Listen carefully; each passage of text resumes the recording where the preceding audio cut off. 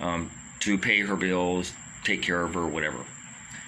And I don't know why she picked him, of all the numbers that she must have had on her phone at the time, why she picked him, but she picked him, and not me.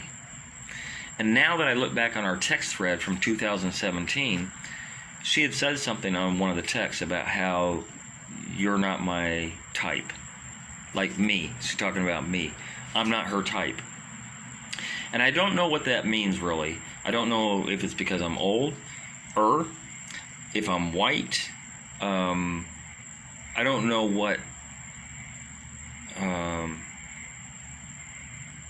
what she has in mind as far as looking for a man, except that Kanai was definitely not about his body. Definitely. He was older. He is older. You know, he's pushing my age. And I don't know. She's a little weird with what she finds attractive, because she loves the way he dresses. And I think it's the most silly, stupid, it's weird the way he dresses, just from my opinion, and I'm not a big clothes guy, but if he wore some of the shit that I've seen him wear here in the United States, people would stare at him and laugh at him because he dresses silly. But she loved it. Oh yeah, when he dresses like that, it makes me so wet and this and that. I'm like, what? Really? Anyway, I think it is because I'm not black. If I were a black Jamaican man, say 6 foot tall, nice build, dressed a certain way, and had a certain type of job, I could have had her like that. I could have had her like that. But because I'm not 6 foot tall, and because I don't have a skin color correct to her, which kind of plays into that whole big dick thing, because, you know, hello, I'm a white guy. And Lacey likes sex, and she likes the big bamboo. So I think that's part of it too. But I think it boils down to being white, honestly, because I had asked her when she was in her LPN course about some girl that I'd seen in a picture with her, and I said, how come you never link me with a girl that you know? It's like, well, what are you talking about? Oh, that girl on to your right side on that picture. Oh, she doesn't like white guys. Well, how do you know? She might like this white guy. No, she doesn't like white guys. And I'm like, well, how do you know? Well, we've had a conversation. I'm like, oh, okay. I think two things. I think, one, she doesn't like white guys. And two, she was trying to protect herself from this girl inching in on me and getting into my pocket. Because if this girl got into my pocket, I might forget about her. That's what I think. Because, again, perspective is everything. Anyway, so she links up with Kanai, and he is not really very respectful of her. At one point, he kind of sort of knew about me, and at one point we were supposed to meet. I was seeing somebody-ish at that time, and I offered to go to Shaka Cove. They got a picnic bench out there, and the four of us could go out there, have a couple of red stripes, and just chit-chat, the four of us. Her, Kanai, me, and my girl, the four of us, so that he wouldn't be put off by my presence, that he would know that I'm not trying to inch in on his girl, which arguably it wasn't really his girl at the time. They were living together. Anyway, he declined. Last minute, I think we were supposed to meet out on a Sunday or something like that, and by Saturday, he decided he didn't want to meet. He didn't want to do what he had already agreed to do, for whatever reason he had. I don't know what reason he had. I can't figure the guy out. But anyway, she claims that, and I'm not saying anytime recent. Well, she claims to me now, recently, that he used to lock her up. Like, literally lock her up. She was a captive in her own room. He wouldn't let her out. And I knew that he didn't let her dress in a certain way, that he didn't allow her. There was a lot of controlling things that he did with her, but I never knew about locking her up in the room. She told me that recently. And I still don't know if that's true, because Lacey lies a lot. She lied to him a lot, a whole lot, especially when she was out with other men, or even if she was with me. You know, I would go up, take her from work up at Highgate and drop her in Rockabessa, even though we were going down to Rhinover. She would catch a taxi from Rockabessa to Rhinover because she didn't want to come off the taxi and him see her coming out of my car. So I would drop her there. And on the way from Highgate, if he called, which sometimes he would, she'd turn up the radio like it was a taxi. And that would honk my horn like it was a taxi. So we'd give this ruse to him that she's in a taxi on her way home, when she wasn't. She was with me. Why she couldn't be straight up?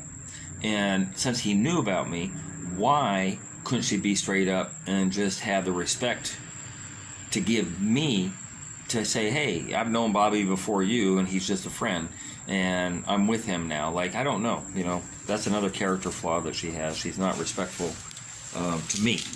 She's respectful to a lot of people, but never to me. And that's a red flag that I should have seen a long time ago. A lot of red flags.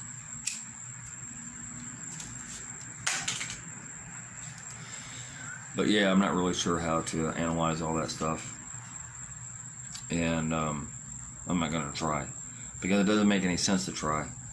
All I can do is kind of, like I said, from the perspective that I have now currently, after the last 4 months have gone by and I've been blocked and we're split up because of her, not because of me, which I'm going to get into. That'll probably go into part 4 or part 3 of this video.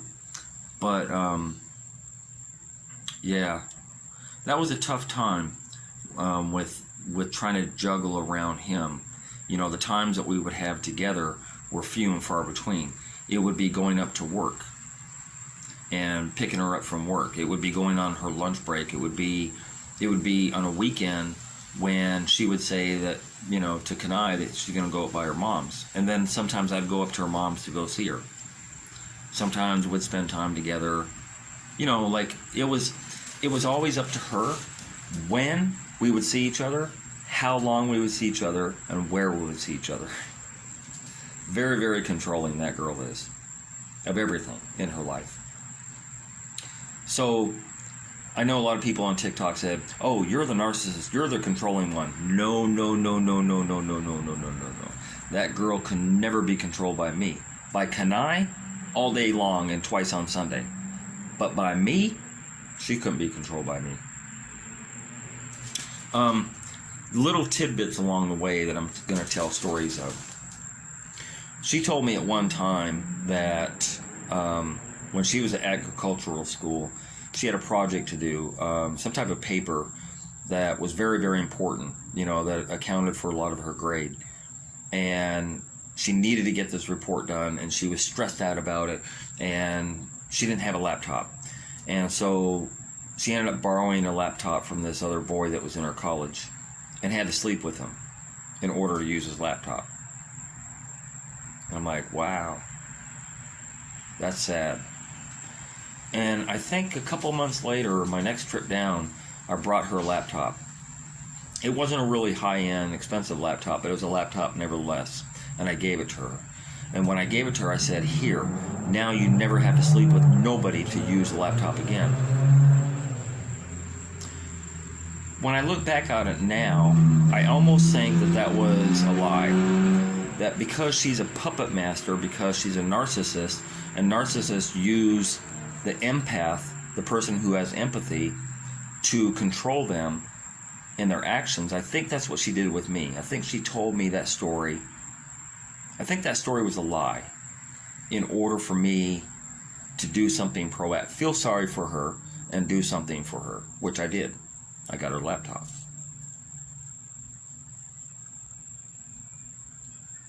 There were a lot of stories she told me that I question now. A lot of stories that I question now, because I see clearly, like I said, perspective is everything.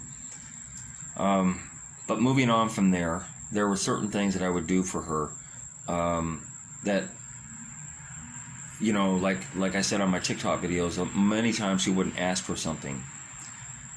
By not directly asking for something doesn't mean she didn't beg me for something. I know it's contradictory, but in a roundabout way, same with that laptop story, she would tell me something, you know, about how she can't manage this or can't manage that, or she's broke or whatever, and play on my sympathy. And then I would do something for her. Whatever it was that she was asking for, I would do it for her. Because she would tell me whatever she needed to tell me to get what she could get. Because Kanai wasn't doing that. We were talking about her birthday one day, and she was telling me about how Kanai never did shit for her birthday. I'm like, wow, he's never taken you to dinner on your birthday? Like just a simple dinner date? Nope. What about a present? Nope. You ever get him a present? Yeah. You know, nothing big, but, you know, I get him a card. You know, I get him a pack of socks, a pack of Marina. You know, like I get him something. I make his birthday special for him. But he never makes your birthday. No, he don't make my birthday special. I'm like, wow, that sucks. So on March 12th, 2022, I put her in a hotel. It cost me $300 US a night. And her birthday was on a Saturday, and I put her in the hotel on the Saturday through the Sunday. And they extended her stay because a friend of mine went with her. I couldn't be there, but a female friend of mine went with her to the hotel. And they enjoyed themselves, and they were the life of the party. The way the story was told, all the guests at the hotel, all the tourists and stuff like that, were really digging the vibe that these two had. And she had a blast. She had a great time for her birthday, and that's what I wanted for her, because Kanai wasn't doing that for her, so I did it. Now, whether that's true or not, whether Kanai ever bought her anything for her birthday or took her out to dinner, could be a lie. That's what she does. She lies, and she manipulates. Remember the puppet master? So she could have told me that in hopes that I would do something spectacular for her birthday, and I did. In fact, every birthday that she had that I knew her, I would ask her to tell me 3 things she wanted. And more than likely, she got at least 2 of those things that she asked for, if not all 3. She didn't ask me for the hotel stay. I did that on my own free will. But do you know, my friend told me that the whole time they were there, she never mentioned my name. She never talked about, oh, this is so great, I'm glad Bobby put us in this hotel, never mentioned my name, not one time. I put her there for her birthday, and she didn't even mention me? The fuck out of here. That's the kind of disrespect that, again, red flag. Clear red flag. That was last year, 2022. March. And you would think from March all the way through this March, a year later, that I would have had a clue. The next month, 2 months later, that I would have had a clue.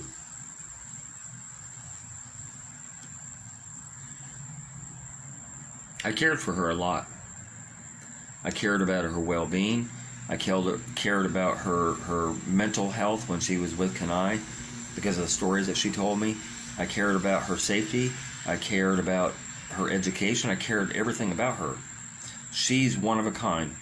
I'd never met anybody quite like her before. And people that meet her basically say the same thing. But she has this manipulative way about her, because I'm not the only guy that's fallen for her. You know, she's told me about other guys that are bugging on her and hitting her up, and she's stressed out and she don't want no man now because of all this. But she brings it on herself. She reels people in like a fish. And then when she finally catches a fish, she don't know what the fuck to do with it. So she throws it back. And then the fish is like flailing around because it's injured now. And it's flailing around, and she's like, oh, well, flail around all you want. I ain't going to help you. That's what she does. She's mean like that. Anyway, those are just a couple of stories I could tell. You know, the whole laptop thing, the whole can I don't do shit for my birthday thing, the whole locking up in my room thing, which I couldn't help her there.